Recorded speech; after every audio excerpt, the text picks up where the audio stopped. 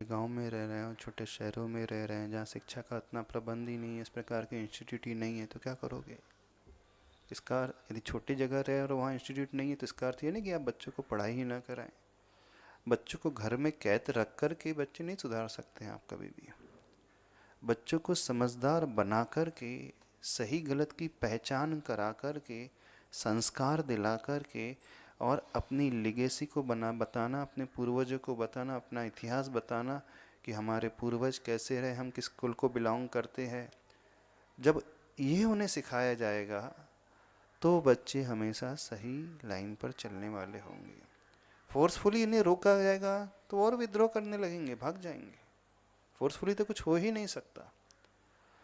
तो आप यदि घर में तो कैद करने की सोच रहे तो वो तो बिल्कुल गलत है, संभव ही नहीं, हो ही नहीं सकता, करना भी नहीं चाहिए। यदि किसी को कैद कर दिया जाएगा तो वो हमेशा मौके की तलाश करेगा आज़ाद होने की। निषेध में अधिक जिज्ञासा होती है, इस कारण निषेध नहीं करना है।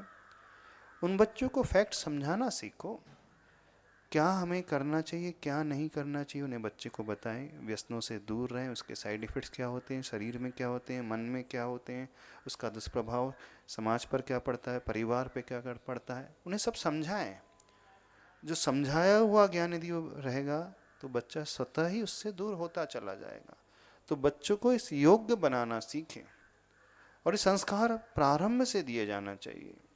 और गुरु बच्चों को संस्कार मिलते हैं जब माता पिता स्वयं संस्कारित होते हैं, जब माता पिता स्वयं धर्म से जुड़े हुए होते हैं, धर्म गुरुओं से जुड़े हुए होते हैं, अच्छा कंटेंट वह देखते हैं, स्वाध्याय आदि करते हैं, अच्छी क्रियाएं करते हैं, जिनका व्यवहार समीचीन होता है, जो कंपैशन यानी अनुकंपा की, करुणा की भावना से स्वयं भरे हुए होते हैं, इस प्रकार का जिनका व्यवहार होता है, वे माता पिता अपने बच्चों को स्वतः ही संस्कार पासन कर देते हैं।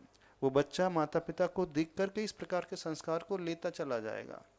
तो जिम्मेदारी पहले माता पिता की है कि वो इस प्रकार के अपने समीचीन व्यवहार को बनाएं। फिर आपको ज़्यादा समझाना नहीं पड़ेगा, वो स्वयं सीख लेगा बहुत कुछ। तो अब होता है कि माता पिता, उनके पास स्वयं के पास समय है नहीं, स्वयं संयमित रह नहीं सकते, स्वयं इधर उधर का आप त्याग कर नहीं सकते, कुछ भी दिन भर इधर उधर के कार्य करते रहेंगे तो बच्चा वही तो सीखेगा जो आप कर रहे हो। फिर शिकायत करते हो कि बच्चे सुनते नहीं है, बच्चे मानते नहीं, आज की पीढ़ी ये कर रही है, आज की पीढ़ी वो कर रही है। पहले के ज़माने की पीढ़ी देखिए महाराज जी कितने अच्छे से रहती थी, तो पहले आपके माता पिता भी बहुत अच्छे से रहते थे, ये क्यों नहीं देखते आप? हाँ, रहते थे कि नहीं पहले? हाँ, उन्होंने संस्कार दिए, वो स्वयं संस्कार बन रहे हैं। अब स्वयं आप संस्कारों से उत्संकलित होते चले जा रहे हो, इधर उधर के कार्य कर रहे हैं, तो बच्चे तो वही जाएंगे, वही करेंगे। तो पहली जिम्मेदारी पेरेंट्स की स्वयं की है कि अपने आप को सही तरीके से वो रखना सीखें, और मूल रूप से गुरुओं से उन्हें जोड़ें, धर्म से जोड़ें, व्यवहारिकता से उन्हें जोड़ें, व्यवहार अच्छा करना सिखाएं, तो बच्चे संस्कारित हो जाएंगे।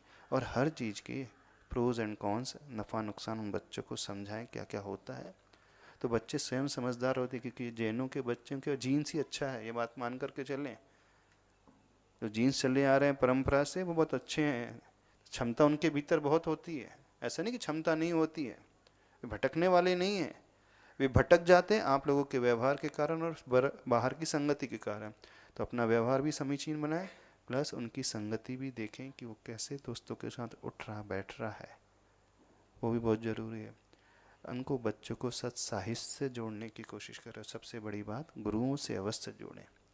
जिन माता पिता ने अपने बच्चों को गुरुओं से जोड़ दिया, फिर उन्हें कुछ नहीं करना। जैसे अभी वो आया था खाते हुए का मोनू, माता पिता को चिंता नहीं करना पड़ता है, वो खुद ही अपने आप सही लाइन में लगने। जिसने चक्रवर्ती विवाह किया आज, कैसे उसने ये आज के ज़माने में कार्य कर लिया।